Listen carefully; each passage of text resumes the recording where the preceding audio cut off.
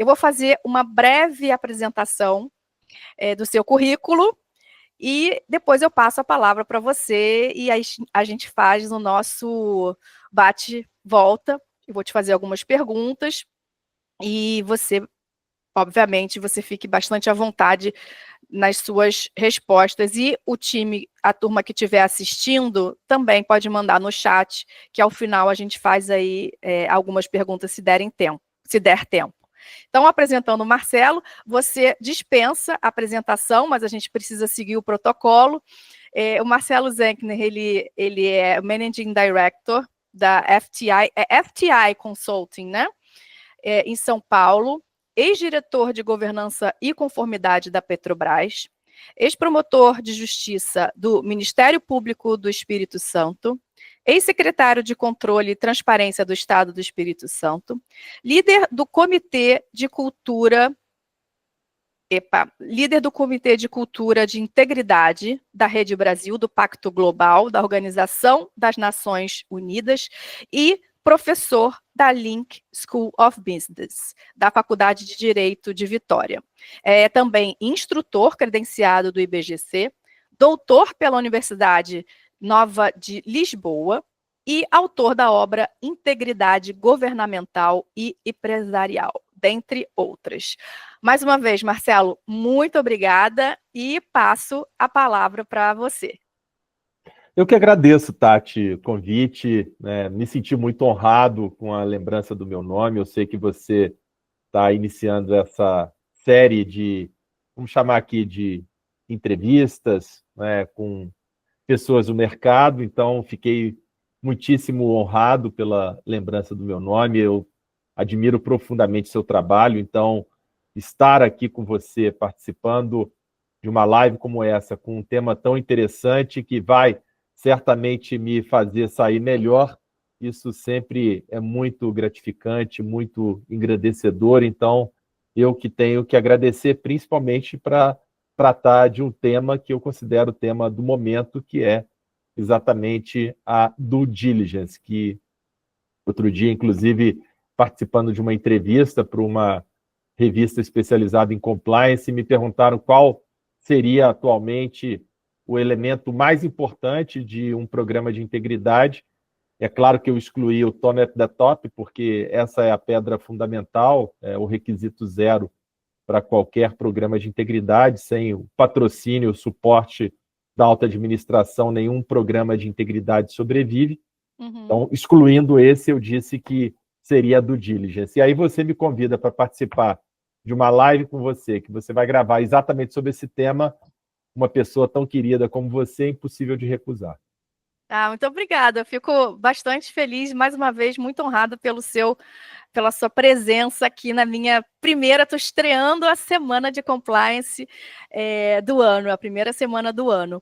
Então, para a gente começar e botar a mão na massa, falando sobre due diligence, eu queria entender por que você entende que a due diligence é considerada um pilar fundamental em um programa de compliance efetivo. E ainda nessa pergunta, quais são os principais riscos que podem ser evitados por meio desse processo? Então, se você puder contar um pouquinho por que você considera, então, a due diligence um pilar fundamental. Eu acho que até mais do que um pilar fundamental. Eu considero hoje o segundo elemento mais importante de um programa de integridade. Hoje, inclusive, a gente pode até dizer que esse rol ele foi estendido, porque pelo decreto 11.129 nós tínhamos 15 requisitos e agora, com o decreto 12.304, que foi publicado em dezembro, 9 de dezembro, que estabeleceu ali os requisitos de um programa de integridade para empresas que participam de licitações, foram acrescentados mais 3 requisitos relacionados diretamente com direitos humanos, responsabilidade social e sustentabilidade. Então, agora são 18 requisitos, né? Claro que todos têm a sua devida importância, mas eu sempre tive um interesse muito grande pelas due diligence e eu acho que, no contexto global atual, eu acho que as due diligence elas têm uma importância ainda mais destacada. Eu queria dar um passinho atrás para explicar por que eu tenho esse apego tão grande a esse requisito específico dos programas de integridade, porque se a gente olhar para a nossa lei anticorrupção empresarial, a 12.846, a gente vai identificar que a sua base é exatamente a Convenção da OCDE de combate ao suborno transnacional.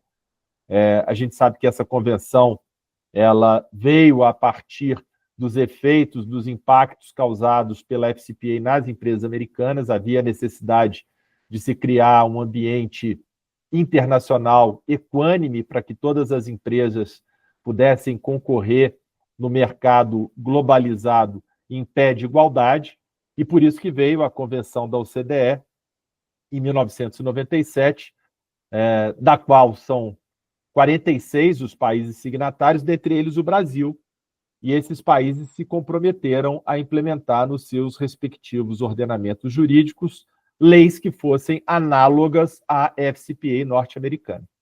E vem exatamente daí, eu costumo dizer sempre que essa é a primeira onda de integridade no Brasil, a onda que impactou diretamente as empresas privadas, e foi ali, e acho que isso é absolutamente unânime, qualquer pessoa que você venha entrevistar aqui no seu podcast, Tati, vai dizer que a partir de 2013, na verdade, a partir de janeiro de 2014, quando a lei começou a produzir os seus efeitos, entrou efetivamente em vigor, é que os programas de compliance, eles passaram a ser fomentados e ganharam a atenção das empresas aqui no Brasil, até porque, coincidentemente, a Operação Lava Jato também começou a produzir os seus impactos, né? Foi eu digo, uma infeliz coincidência, porque nós acabamos precisando de aprender a lidar com a Lei 12.846, ao mesmo tempo em que tramitava aqui no Brasil a maior operação de combate à corrupção da história. Claro que teve os seus defeitos, as suas mazelas, mas esse título não pode ser retirado, dado a volumetria de pessoas investigadas, de empresas que foram também escrutinadas, então não há nenhuma dúvida a esse respeito. Muita gente fala que a gente teve que trocar o pneu do carro com o carro em movimento, eu digo que nós tivemos que trocar a turbina do avião em pleno voo, né? Na verdade, foi isso que acabou acontecendo. E a 12.846, ela tem uma estrutura que eu considero absolutamente fundamental, essa sim, que é a responsabilidade objetiva. Então, o que significa efetivamente isso? Eu costumo explicar a responsabilidade objetiva pelo viés contrário, que é o da responsabilidade subjetiva, que é típica de pessoas físicas. Então, todos nós aqui nessa sala, nós só podemos ser responsabilizados se nós agirmos com dolo, quer dizer, se nós tivermos a intenção de praticar uma conduta e alcançar o resultado, ou se nós agirmos com culpa, imperícia, imprudência ou negligência. Fora isso, não há que se falar em responsabilidade para pessoas físicas. Já em relação a pessoas jurídicas, nós temos, em algumas situações previstas no nosso ordenamento jurídico, a responsabilidade objetiva. E o que significa isso? Significa que a pessoa jurídica ela vai ser responsabilizada se, por um acaso, um representante seu, ou seja, uma pessoa física que estiver agindo em seu nome, ou então um colaborador, um gerente, um administrador, um executivo, um sócio, um diretor, um membro do conselho de administração, um advogado contratado, venha a praticar uma daquelas condutas que está prevista nos incisos do artigo 5º da Lei Anticorrupção Empresarial. E aí não há que se falar para a pessoa jurídica em intenção ou em culpa. Ah, mas a empresa não determinou, não anuiu, não consentiu, não determinou que o colaborador agisse daquela maneira. O colaborador ele optou por pagar propina por conta própria, para alcançar uma meta, por exemplo. Isso não vai ser considerado a pessoa jurídica ela vai ser responsabilizada. Então, se houver a aderência entre a conduta praticada por uma pessoa que age em nome da empresa e aquilo que está previsto na lei, a empresa ela vai ser objetivamente responsabilizada. E aí, agora eu dou um passo adiante. Se essa conduta for praticada por um colaborador ou um representante de uma empresa contratada por outra para realizar atividades que estejam correlacionadas com o core business da contratante, a contratante também vai ser responsabilizada. Então, eu uso sempre um exemplo que eu acho que é de fácil entendimento. Imagina uma empresa que produz equipamentos pesados e, obviamente, precisa de escoar sua produção, mas ela não tem caminhões de transporte de carga. E, por isso, ela contrata uma empresa especializada em transporte de carga para que ela possa escoar sua produção, como de fato acontece. Se o motorista do caminhão da empresa contratada que está transportando a produção da empresa contratante for parado numa blitz e oferecer uma vantagem indevida ao policial que está chefiando, conduzindo os trabalhos nessa blitz, a empresa, não apenas a empresa transportadora, a contratada, mas também a contratante, ambas serão responsabilizadas. E como que a empresa ela consegue se proteger da amplitude dessa responsabilidade objetiva em relação às contratadas? Não tem outra maneira a não ser realizando uma due diligence efetiva. Então, a due diligence tem exatamente esse papel, o papel de selecionar muito bem com quem a pessoa jurídica deseja se relacionar em termos negociais. É mais ou menos aquilo que nós costumamos referenciar para nossas vidas pessoais, né? Diga-me com quem andas, que eu direi quem tu és. Então, Exato. Se a empresa ela celebra contratos com empresas que são dadas a práticas ilícitas, a empresa contratante ela também será responsabilizada. E pegando um gancho nesse seu exemplo, a gente vê no mundo... O compliance é muito importante, porque a gente sempre fala, né? A marca, a reputação de uma marca, ela é muito importante e a due diligence, ela está ligada diretamente a isso. Então, você trouxe um bom exemplo. A gente vê, por exemplo, marcas famosas de lojas de departamento, principalmente que fazem essas big magazines que trazem os produtos muito baratos, e aí a gente pergunta, mas se tiver alguma relação com um terceiro que faz exploração de trabalho infantil ou análogo à escravidão, essa empresa que está contratando, ela pode ser responsabilizada? Então, com certeza, pelo que você está falando, e a gente sabe que no mundo do compliance, a marca, né, a pessoa física, jurídica, que a reputação dela é muito importante. Então, se ela escolhe mal, se ela contrata mal, reflete nela diretamente. E isso é importante porque acaba gerando um efeito cascata ou um efeito dominó na cadeia de fornecedores. Então, eu vi muita empresa no início dizendo que não precisava de se preocupar com programas de integridade, com a implementação de programas de integridade, porque tinham uma interação muito baixa com agentes públicos, ou eram empresas médias ou pequenas e que não precisavam de, via de consequência, se ocuparem com isso. Mas a gente sabe muito bem que muitas dessas empresas elas sobrevivem de outras empresas que são empresas grandes e que precisam de implementar os seus programas de integridade. E, via de consequência, vão exigir das suas contratadas implementação na mesma linha, com os mesmos valores, com os mesmos propósitos, com os mesmos princípios. Porque, se não for assim, a contratante vai ser responsabilizada. E você me perguntou, eu acabei não respondendo, Tati, quais seriam os riscos que poderiam ser mitigados com uma due diligence, eu digo que, na verdade, todo e qualquer risco pode ser trabalhado numa due diligence, mas, de modo geral, fraude e corrupção, né, isso é da tônica da due diligence, ela surgiu exatamente pensando nisso, mas não apenas nisso.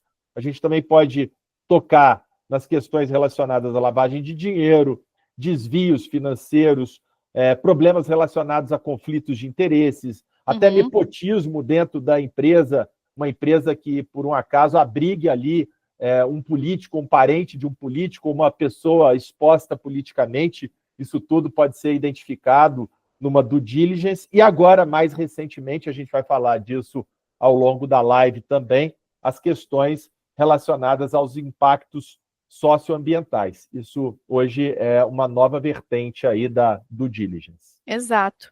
Então, eu vou partir para a segunda pergunta, senão eu não consigo finalizar, e você vai nos deixar de abrilhantar com todas as respostas que eu tenho certeza que você vai nos elucidar aqui.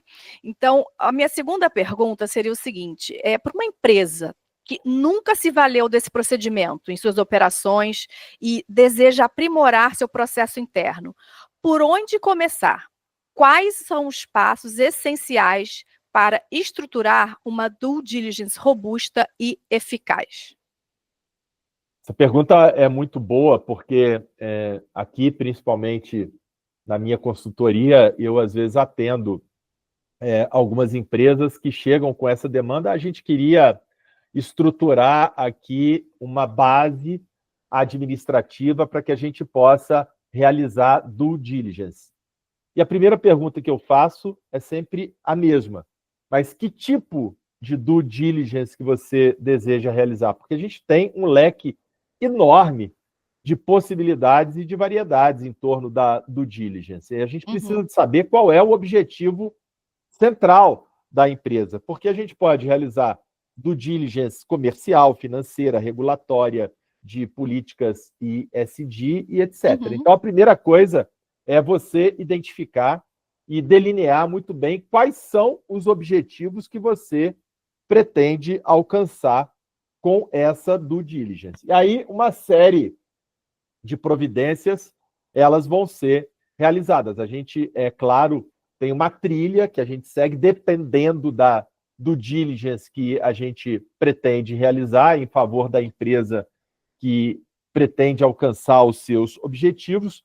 E aí, a gente, seguindo essa trilha, quer dizer, os procedimentos básicos, a gente vai identificar quais são os riscos que estão atrelados àquela contratação específica, à luz da espécie de due diligence realizada. Porque se a empresa ela procura contratar uma consultoria para realizar uma due diligence regulatória, naturalmente, questões relacionadas à responsabilidade social e à sustentabilidade, elas não vão ser tocadas. Então, depois não venha me dizer que essa questão ela foi identificada e a empresa acabou sofrendo um impacto por causa disso, porque não era o escopo original da contratação e da due diligence realizada. Então, a partir dessa identificação e da coleta de informações e dos riscos que a contratação ela apresenta, a gente produz um relatório e a gente vai procurar. Aliás, isso é uma coisa muito importante, né? Durante toda a minha carreira, eu nunca trouxe como resposta final a uma questão relacionada a uma due diligence o não. O que a gente tem que fazer é procurar oferecer caminhos que podem ser percorridos para mitigar a possibilidade de concretização daqueles riscos. Exato. Isso é muito importante, né? Porque tem gente que vende terreno na Lua. Olha, eu vou realizar uma due diligence e eu sou capaz de eliminar todo e qualquer risco na contratação. Isso não existe. Eu me lembro até, Tati, quando eu assumi a Petrobras, na primeira semana, vocês imaginem, o auge da Operação Lava Jato, e eu fui para uma entrevista coletiva e uma repórter me perguntou assim, você, com essa experiência que você carrega de muitos anos de combate à corrupção, de enfrentamento ao crime organizado, como promotor de justiça, você garante que você vai acabar com a corrupção na Petrobras? Eu falei, não. Claro que Exato, não. exato. Ninguém tem esse poder. Eu até disse para ela, até o Vaticano tem programa de compliance, porque no Vaticano tem corrupção. Exato. Então, eu não tenho esse poder. O que eu posso garantir é que eu vou implementar as melhores práticas, inclusive a due diligence, para mitigar a possibilidade de concretização dos riscos, inclusive de corrupção. Exato. E se por um acaso aquele risco se concretizar, eu mesmo tenho condições de tomar conhecimento antes que as autoridades o façam e eu mesmo vou dar o tratamento. Então, o objetivo do trabalho é exatamente mitigar a possibilidade de ocorrência, encontrar caminhos para que a contratação ela possa ser realizada. Exato. E isso é muito importante, porque senão o compliance, a área de integridade, se torna uma verdadeira inimiga da empresa, inimiga do negócio, e isso não pode acontecer. Esse talvez seja o grande desafio que todos nós enfrentamos. Então, nós vamos direcionar a contratação e alocar ali naquela situação todas as possibilidades que estão à nossa disposição para que esse risco seja mitigado, inclusive inserindo no contrato as chamadas cláusulas anticorrupção e agora também as cláusulas de prevenção de impactos socioambientais. E aí o que é mais importante que pouca empresa faz? A due diligence, ela não se encerra com a contratação. Ela tem que continuar produzindo efeitos. Eu estou falando aqui do monitoramento durante a execução do contrato. Muita gente acha que a due diligence ela é única e exclusivamente pré-contratual.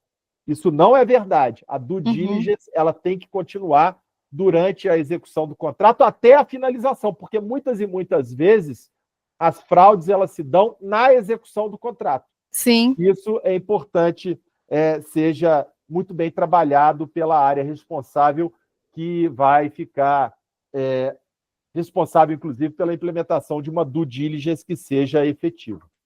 Perfeito. E esse seu comentário vai muito em linha com o que eu penso com relação aos profissionais de compliance, que hoje eu sempre falo o seguinte, não só no de compliance, em jurídico, se você for para uma pessoa que quer resolver um problema, no caso, que é um compliance officer, e ele só te disser não, primeiro, você fica uma área obsoleta, esquecida dentro da sua corporação. Então, o que é o grande pulo do gato?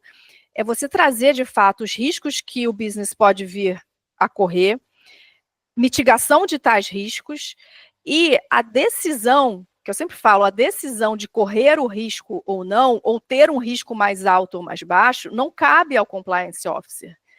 Cabe ao business.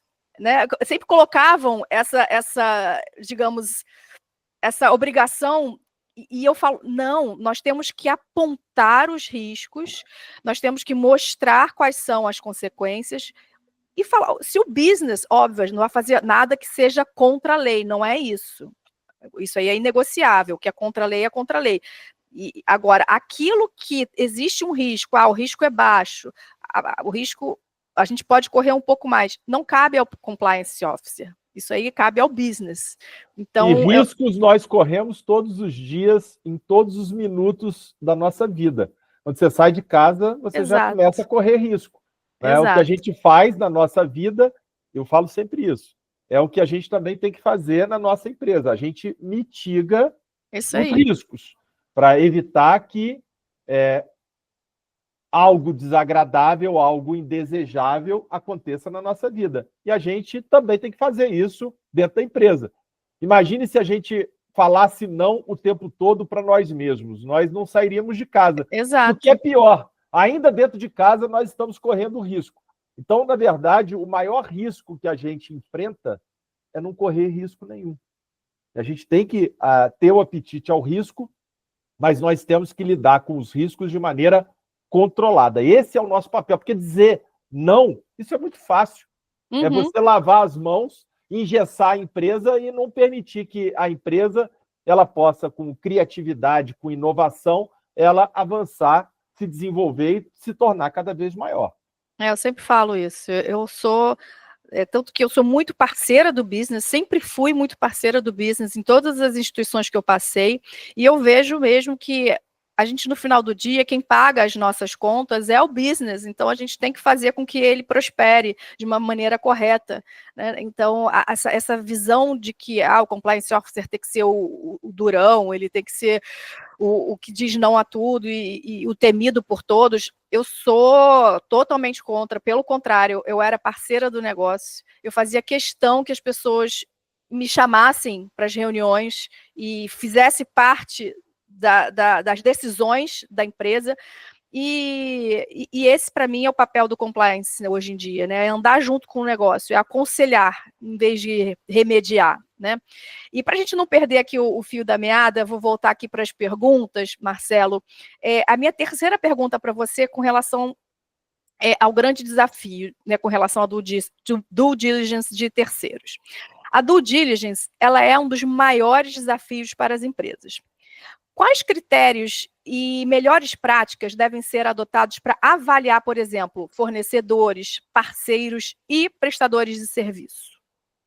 Essa é uma pergunta muito boa. Inclusive, um dos compromissos que a Petrobras assumiu com as autoridades americanas quando celebrou o acordo para que o processo aberto nos Estados Unidos não tivesse sequência, foi exatamente no sentido de aprimorar a sua estrutura de due diligence de integridade, que, na verdade, a gente sabe que todos os impactos causados pela Lava Jato foram decorrentes de contratações com terceiros. Exato. Então, esse era um ponto absolutamente central do acordo que foi firmado com as autoridades americanas. E aí havia, por óbvio, a necessidade de você implementar as melhores práticas de mercado em relação a essa questão específica. Eu vou fazer referência aqui ao sistema da Petrobras, Tati, até porque, com muito orgulho, eu posso dizer que o sistema da Petrobras ele foi tratado pela Transparência Internacional como um farol de integridade no mercado negocial brasileiro. Porque a Petrobras é a maior contratante do Brasil. Então, se você tem na maior contratante do Brasil um sistema de due diligence adequado, isso causa um efeito, reverbera no mercado por inteiro. Como eu disse no início, num efeito cascata, num efeito dominó, porque a Petrobras ela passa a exigir da sua contratada, a sua contratada passa a exigir da subcontratada e vai assim por diante. Então, a responsabilidade da Petrobras em relação a essa questão em específico, ela é muito grande. E como que funciona na Petrobras? Qualquer empresa que deseja contratar com a Petrobras, a primeira coisa que ela faz é formular um pedido, existe um formulário eletrônico pronto para isso, formular um pedido para que ela possa fazer parte do cadastro de fornecedores da Petrobras. E quando a empresa interessada ela preenche esse cadastro, automaticamente a área própria da Petrobras, é uma gerência específica para isso, ela faz a análise das questões de integridade relacionadas a essa pretensa contratada da Petrobras. Como que isso é feito? É encaminhado um questionário para essa empresa que pretende contratar com a Petrobras e essa empresa interessada preenche esse questionário e, com esse questionário, encaminha alguns documentos à Petrobras para que possa ser analisada a efetividade, inclusive, do programa de integridade da empresa. Não só isso, né? São vários outros aspectos que vão ser analisados, como o histórico de compliance e de governança daquela empresa, a solidez financeira, a capacidade operacional, a presença dessa empresa, do CNPJ dessa empresa, em listas de sanções e investigações, a conformidade dessa empresa com regulações ambientais e trabalhistas. Aliás, esse foi um aprimoramento que o Spinelli fez agora, num passado bastante recente, acrescentou essa questão, inclusive, na estrutura de due diligence da Petrobras, a reputação da empresa na mídia e quem são os sócios dessa empresa, até porque a gente pode ter uma empresa com uma ficha limpa, mas os sócios ali respondendo a processos criminais. Então, todas essas questões, elas são analisadas a partir desse requerimento que a empresa formula, e no final, a Petrobras ela lança uma classificação em relação à empresa que formula o pedido. E, nesse sentido, a empresa ela pode ter, no final, um GRI, que é o grau de risco de integridade baixo, ou seja, a empresa entra no cadastro de fornecedores da Petrobras e pode contratar com a Petrobras. Pode ter um GRI médio, também pode contratar com a Petrobras, mas esse contrato, se ele vier a ser celebrado, ele vai ser fiscalizado, auditado e escrutinado o tempo todo. Por quê? Porque o risco aumenta. Entendi. Olha como que isso é interessante. Eu não estou dizendo que a empresa ela fica excluída. O GRI é médio, pode ser contratada. Ou o GRI alto. Quando o GRI é alto, o risco na contratação é muito alto, porque essa é uma empresa, por exemplo, que está envolvida num caso rumoroso de corrupção, que tem um sócio que está respondendo um processo criminal. Então, o risco é muito alto e a empresa ela se vê impedida de contratar com a Petrobras, salvo casos extremos. Veja, mesmo quando o GRI é alto, ainda assim, excepcionalmente, a empresa ela pode ser contratada com a Petrobras. Exemplo, quando ela for uma fornecedora única. Só ela tem aquela expertise, ou só ela tem aquele produto. Perfeito. Aí a empresa vai poder ser contratada com a Petrobras. Agora, você imagina o grau de fiscalização, a intensidade de fiscalização que esse contrato ele vai ter. É uma coisa acima do comum, acima do normal. E essa estrutura, ela, assim, eu digo sempre que eu tenho muito orgulho de ter participado dessa construção, porque a época em que eu estava na Petrobras, uma quantidade enorme de mandados de segurança foram impetrados. A Petrobras é uma empresa estatal. Se fosse uma empresa privada, não haveria problema nenhum quanto a isso, porque a empresa privada ela pode estruturar o seu sistema de DDI da maneira como ela achar que deva, mas a Petrobras é uma empresa estatal. Então, ela tem algumas exigências legais que precisam de ser implementadas. E essas exigências em relação às contratações, elas estão previstas na Lei 13.303, que é a lei das estatais.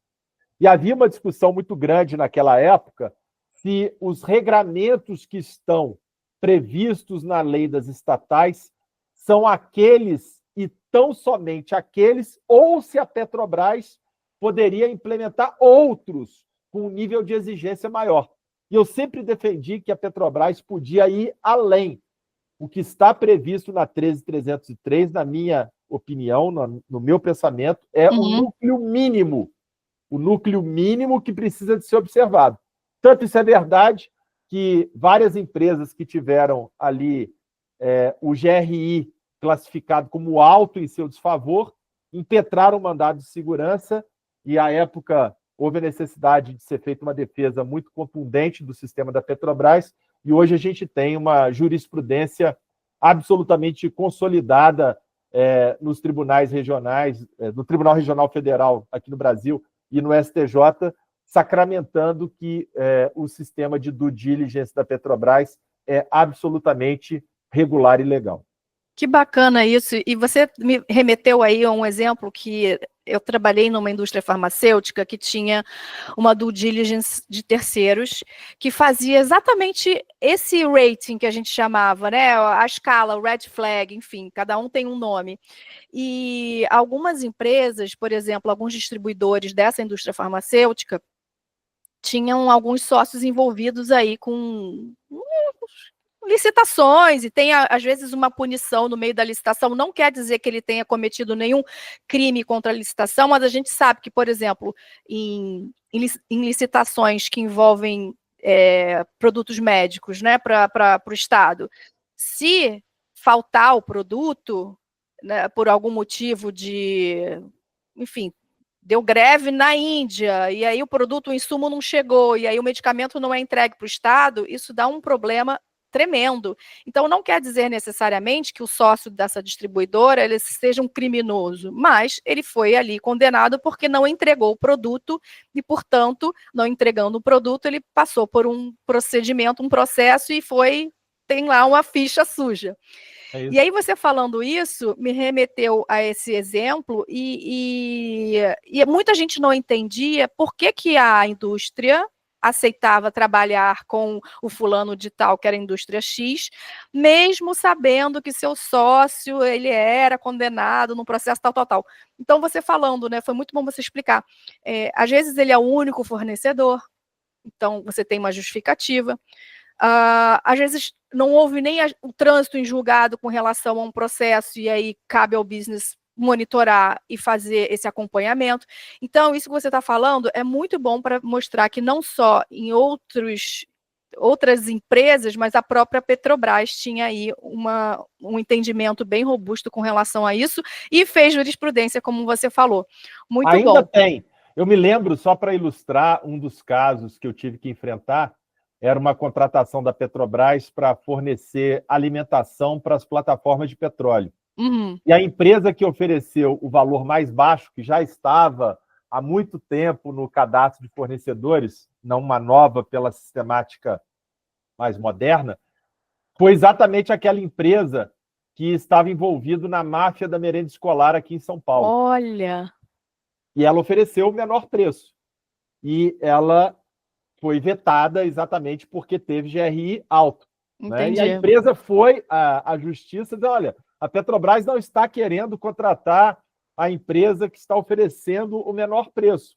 Isso é do business. Como você disse, olha, eu prefiro contratar a segunda colocada, que não tem absolutamente problema nenhum na justiça, porque o risco que ela vai me oferecer é muito menor. E, às vezes, o barato sai caro. Exato. Eu vou contratar a empresa que está me oferecendo o menor preço, mas ela vai me trazer uma quantidade de problema, inclusive a possibilidade de eu vir a ser sancionada pela ação dos seus próprios agentes, que eu não estou disposto a correr. Perfeito. Esse tema é maravilhoso, mas eu vou ter que passar para o próximo, se a gente não consegue concluir.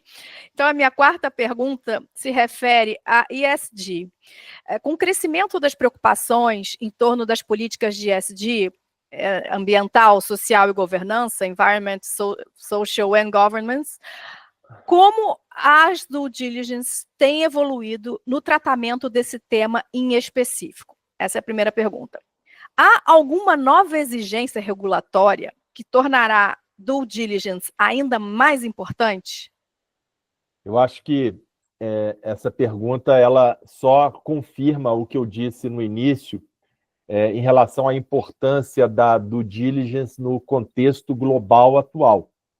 Porque quem está acompanhando o noticiário e a evolução dos sistemas de integridade no mundo deve ter tido acesso à informação de que a União Europeia, num passado recente, estou falando aqui do ano de 2024, aprovou leis bastante duras no sentido de fazer com que haja a devida observância de regramentos de responsabilidade social e também de questões afetas à preservação do meio ambiente, sustentabilidade. Então, foi publicada no ano passado, em 2024, a CSDDD, que é a Diretiva Europeia de Devida Diligência em Sustentabilidade Corporativa. Essa diretiva ela vai entrar em vigor no final deste ano de 2025, apesar do que, para minha tristeza, eu estou vendo alguns movimentos aí, inclusive da Alemanha, da França, tentando postergar a entrada em vigor dessa diretiva. O que é essa diretiva que, inclusive, estabelece quais são os procedimentos para due diligence? Estabelece que as empresas europeias que comercializarem, fizerem negócios com empresas de outros países, de outros continentes, e nesse negócio houver envolvimento no seu objeto de algumas commodities, eu estou falando aqui de gado, cacau, café, óleo de palma, borracha, soja, madeira, veja, tudo que o Brasil exporta, né? Olha como é Sim. que isso impacta diretamente aqui o nosso agro. A empresa europeia que importar essas commodities, e se por um acaso, na cadeia de fornecedores, posteriormente, ficar constatado que havia, como você disse no início, trabalho escravo, devastação de áreas de preservação ambiental na empresa fornecedora, a empresa europeia ela será responsabilizada. E será responsabilizada objetivamente. Por isso Olha. que eu quis aqui trazer a referência à responsabilidade objetiva. Então, não vai adiantar a empresa europeia dizer: ah, eu não sabia que a minha fornecedora de café lá no Brasil lidava com trabalho escravo na produção do café. Né? Imagine só, fazendo aqui uma referência rápida, Nespresso.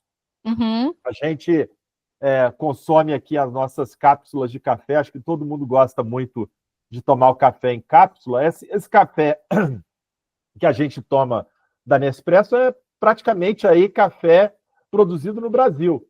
Só que sai daqui in natura, vai para a Europa, na Europa ele é encapsulado e depois a gente compra essa cápsula por 30 vezes o preço que Exato.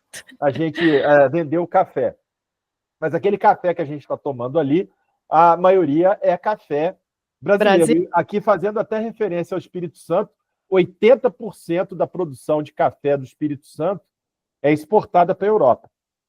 E eu fui promotor durante muito tempo no Espírito Santo, eu acompanhava isso bastante de perto.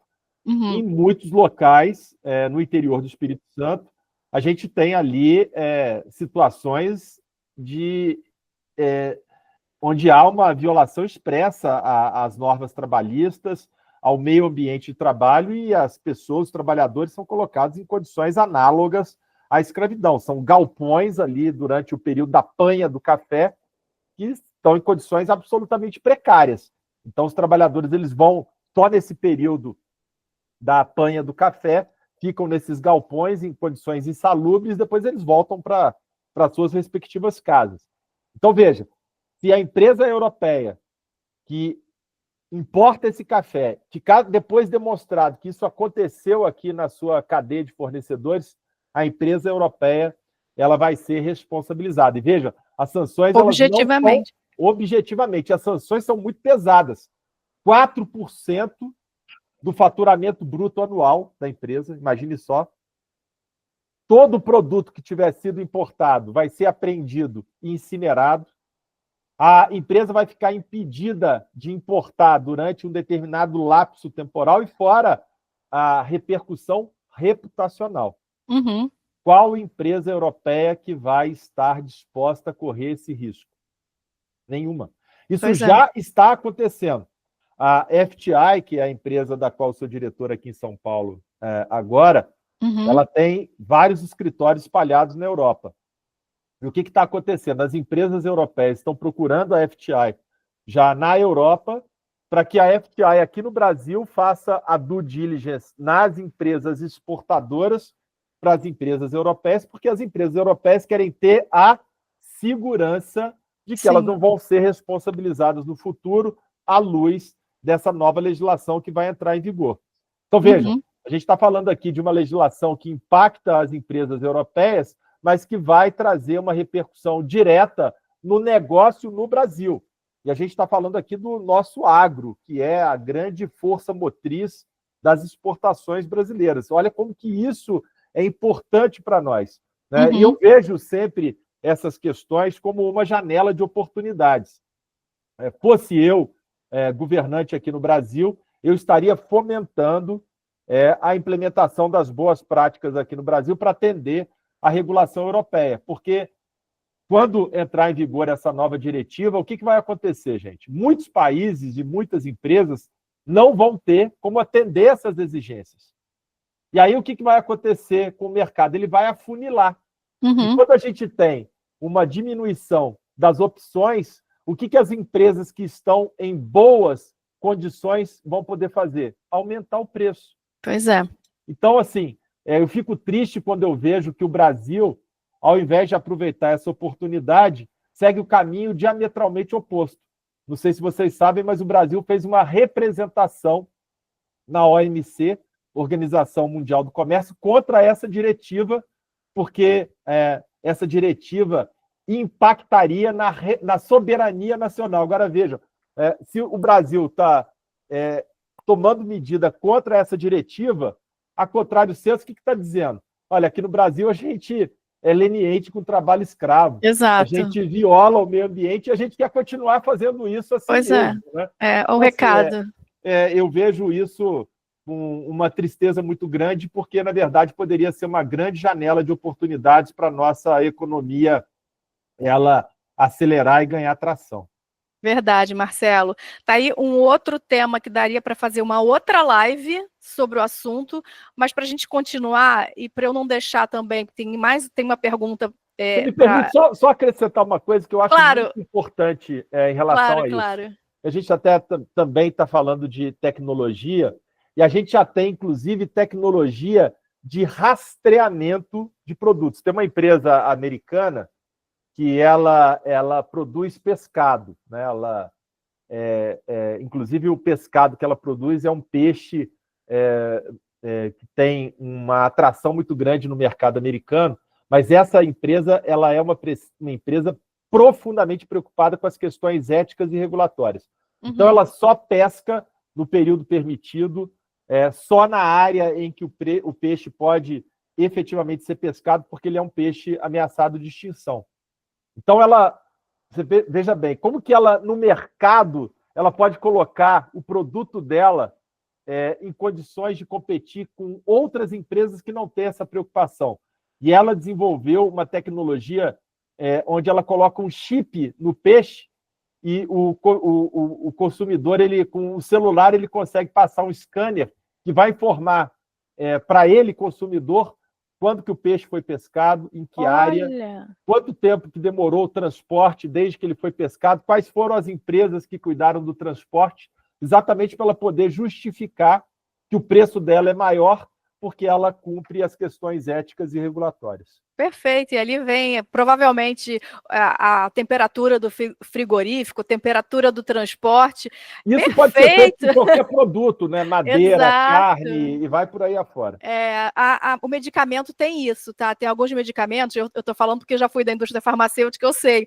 Os medicamentos que devem ser resfriados, eles vêm com isso. Então, já é algo que já acontece com alguns medicamentos aí que a gente consome, que precisam de refrigeração. Mas eu vou passar para o próximo tema, porque a gente já está quase estourando o limite da live, e eu não quero deixar de aproveitar todos os segundos com você, Marcelo. Então, a gente vai passar agora para o tema de fusões e aquisições, tá? No contexto de fusões, aquisições e parcerias estratégicas, quais são os erros mais comuns que empresas cometem ao conduzir due diligence e que podem comprometer a integridade do negócio? Eu digo sempre que os melhores profissionais de compliance com os quais eu trabalhei não eram bacharéis em direito. Né? Eu estou querendo aqui dizer que não é necessário ser advogado para ser um bom compliance officer. Apesar de eu ter sido promotor, eu ter sido advogado, isso não é absolutamente necessário. O que não quer dizer que não seja necessário conhecer os regramentos legais.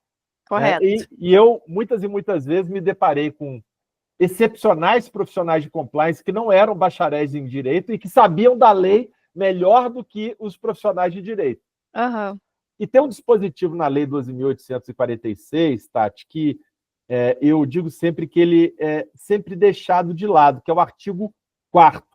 E ele é importante para responder a sua pergunta, porque ele diz o seguinte no caput: subsiste a responsabilidade da pessoa jurídica na hipótese de alteração contratual, transformação, incorporação, fusão ou cisão societária. O que quer dizer isso?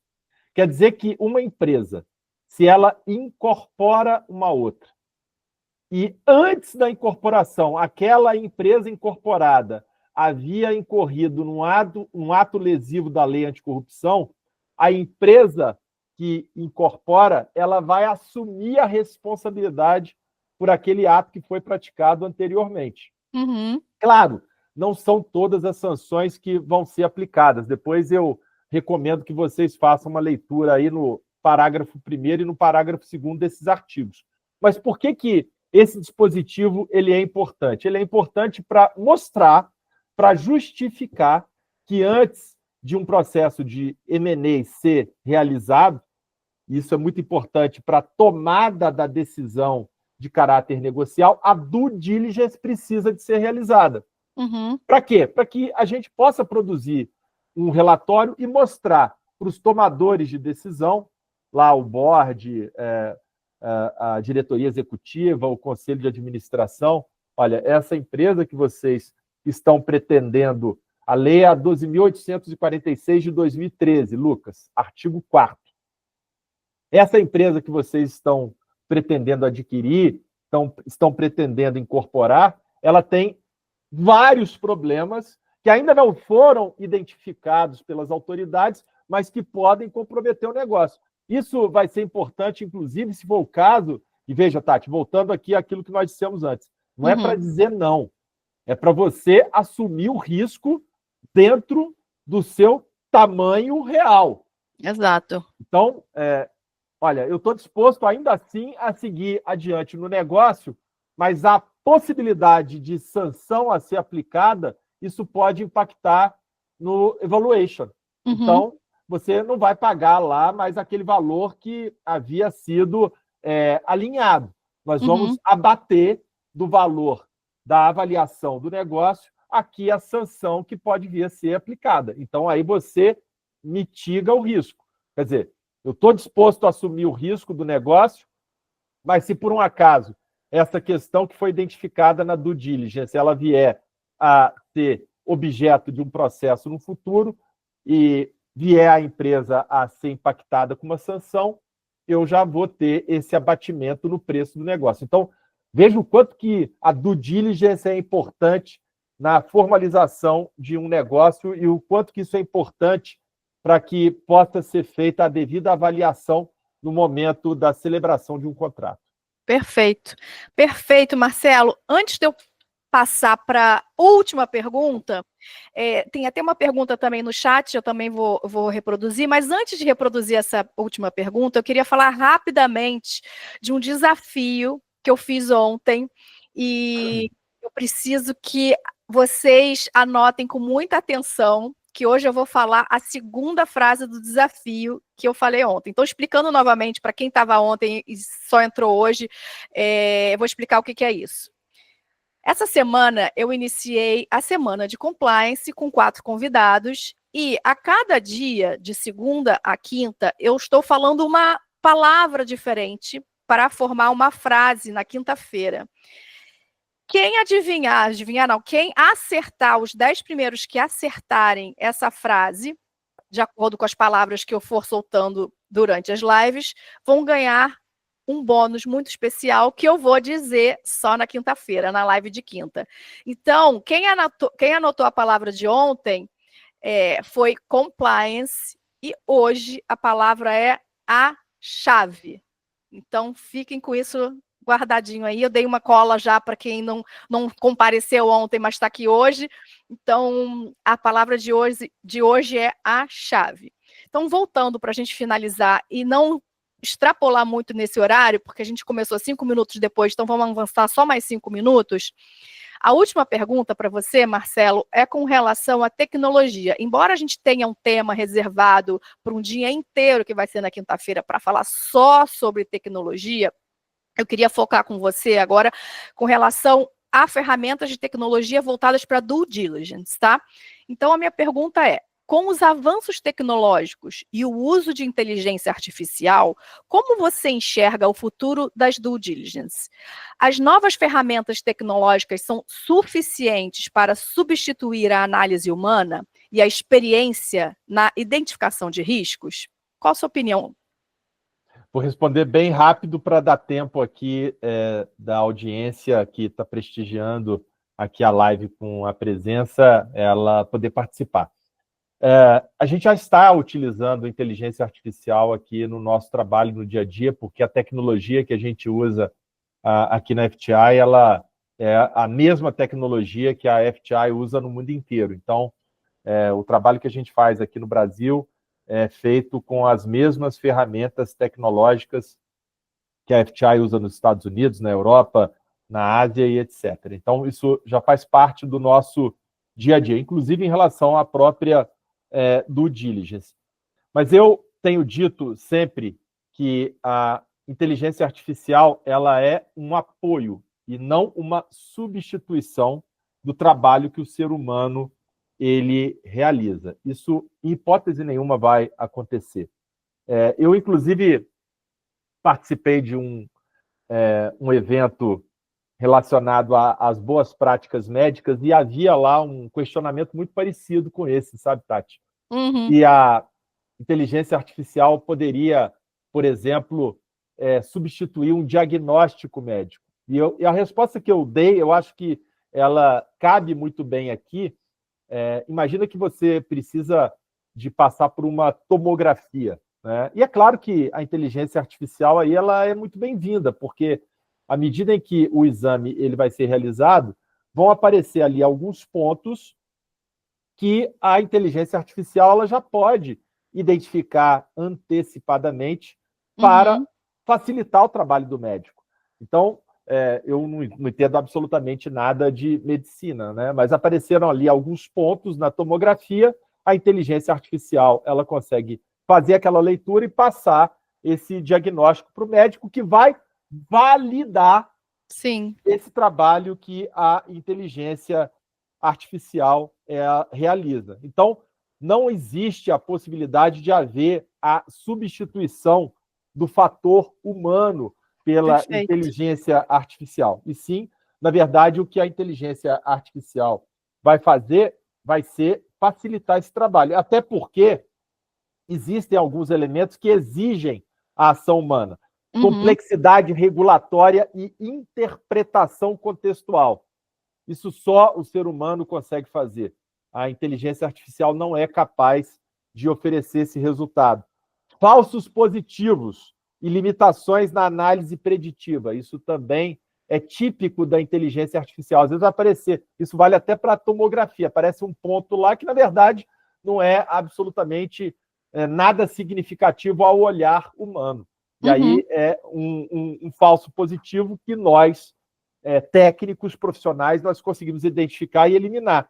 E o que é mais importante, a tomada de decisão estratégica e o julgamento ético. Isso a inteligência artificial não tem condição de fazer. Quem tem que fazer somos nós. Então, inteligência artificial é muito bem-vinda, nós trabalhamos com ela, de maneira nenhuma existe uma repulsa, mas não vai substituir o trabalho do técnico, o trabalho humano, o trabalho de qualidade que só nós humanos podemos fazer. Perfeito, perfeito.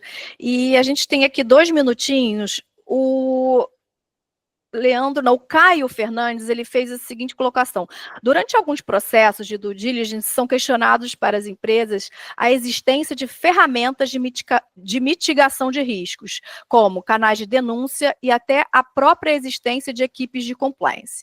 Contudo, só a existência dessas ferramentas não garante a mitigação desses riscos. Como verificar a real mitigação ou redução dos riscos nesses casos?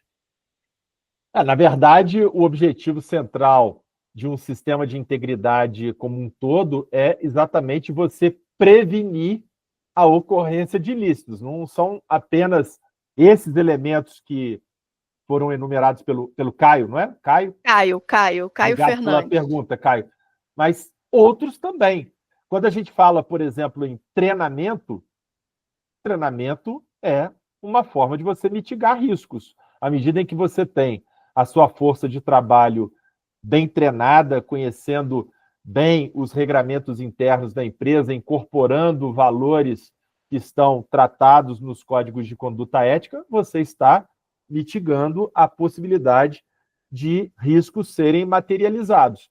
Então, tudo que é feito dentro de uma estrutura de integridade tem a ver com a prevenção quanto à ocorrência de ilicitudes. É exatamente esse o objetivo central de um programa de integridade. E, na verdade, todos esses elementos eles estão interligados. Não dá para você tratar de um sem você cuidar de outro. Então, controles internos têm a ver com due diligence, que tem a ver com código de conduta ética, que tem a ver com background check, e vai por aí afora. Não tem como você separar uma coisa da outra, até porque todos estão ligados ao objetivo central. Perfeito, Marcelo.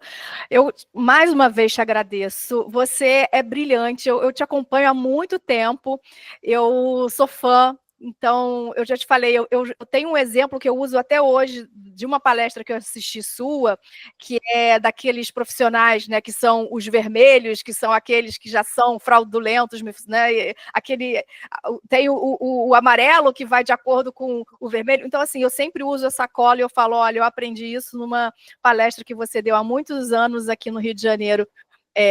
Então, assim, eu sou fã.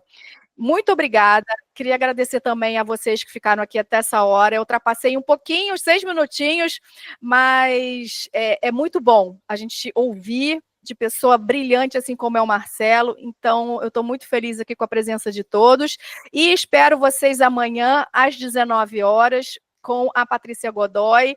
E vou falar a minha terceira palavra para minha frase. Então, fiquem aí ligados até amanhã às 19. Muito obrigada de novo, Marcelo. Boa noite a todos. Obrigado, pessoal. Boa noite a todos. Contem sempre comigo. Vamos nos falando. Obrigado, Tati, pelo convite mais uma vez. Obrigada a você. Tchau, tchau. Tchau, tchau.